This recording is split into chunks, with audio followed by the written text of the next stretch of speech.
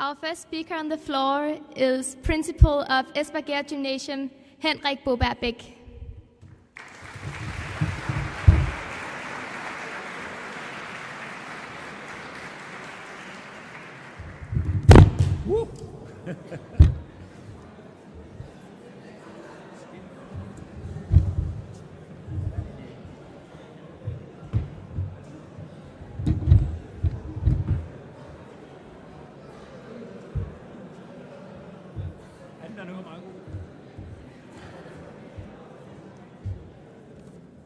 This is very dangerous.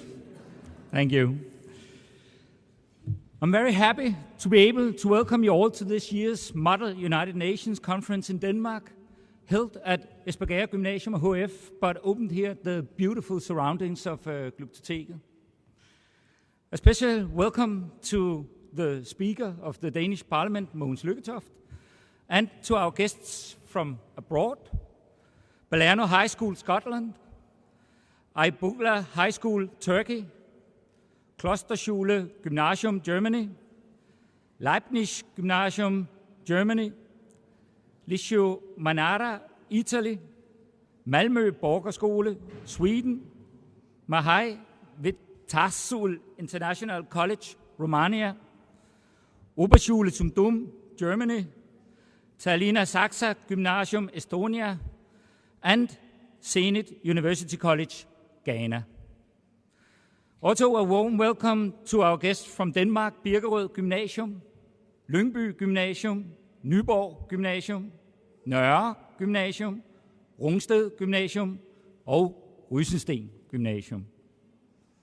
And last but not least, welcome to all students and teachers from Espergærde Gymnasium HF who have worked so hard in effort to make this 2013 Model United Nations an extraordinary experience for all of us. I would like to thank you all for participating in this Model United Nation. I'm very happy to see that so many young students from all over the world have chosen to spend time to experience the importance of the work of United Nations by participating in this Model United Nation. At the end of the Second World War, 1945, 51 nations agreed to do whatever was possible to prevent another world war. They agreed to work together to obtain peace in the world, and they were ready to develop the understanding and the friendly relations among nations that are needed for better global living standards and human rights. The United Nations has proven to be one of the best initiatives taken since Second World War. Not that the United Nations has achieved its purpose. On the contrary, you might say. World peace still lies ahead of us. No, the proof comes with the constant increase in the need of the United Nations. The number of members has risen from 51 in 1945 to 193 today. And the number and diversity of issues treated by the United Nations are still increasing.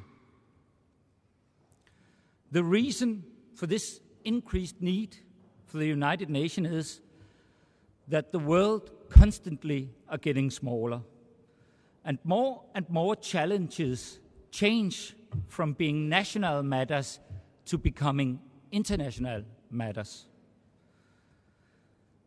Think of pollution, think of diseases, think of internet hacking.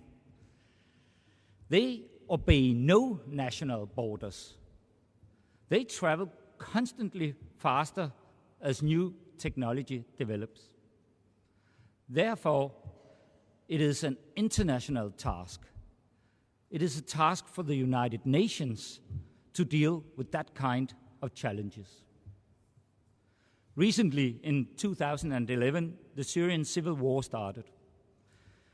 It was a UN peacekeeping mission set up in 2012 that led to the UN resolution about a month ago involving the destruction of Syrian chemical weapons. The result marks a major turn in the Syrian civil war. But Syria is still in conflict, and the hard work of the United Nations continues. Another recent example comes with the 2015 goals of the United Nations. Part of these goals was to halve extreme poverty rates.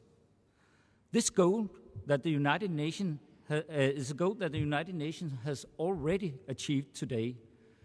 And the result is that more than 700 million people have been raised from extreme poverty in this effort. That, of course, leaves another 700 million in extreme poverty. So an important goal is achieved, but the hard work of the United Nations continue. The last example I'll mention here today is Haiyan, the typhoon that caused death and chaos in the Philippines just last week. The consequences of such a natural catastrophe are overwhelming and cannot be dealt with by the Philippines themselves. And this is yet an example that the United Nations are needed, and they are recovering the torn areas as I'm speaking. These examples and many, many more shows us the extreme need of the United Nations to solve international crises. These crises cannot be solved by one sole nation.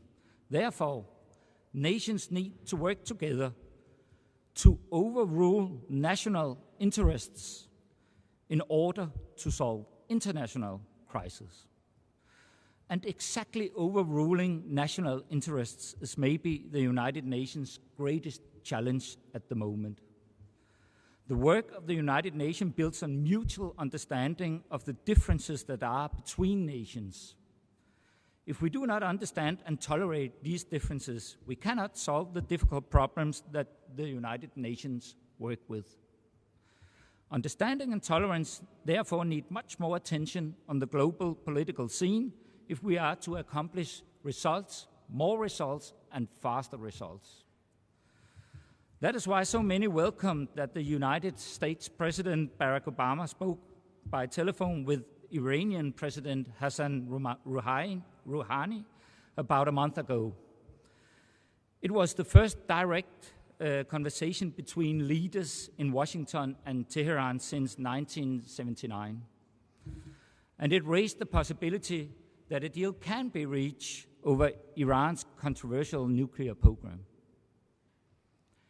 It was also in order to accomplish a higher rate of United Nations results that led French President François Hollande at the 68th United Nations General Assembly here in September to propose a code of good conduct for the Security Council's permanent members so that they should collectively renounce their right to a veto in the case of mass crimes against humanity.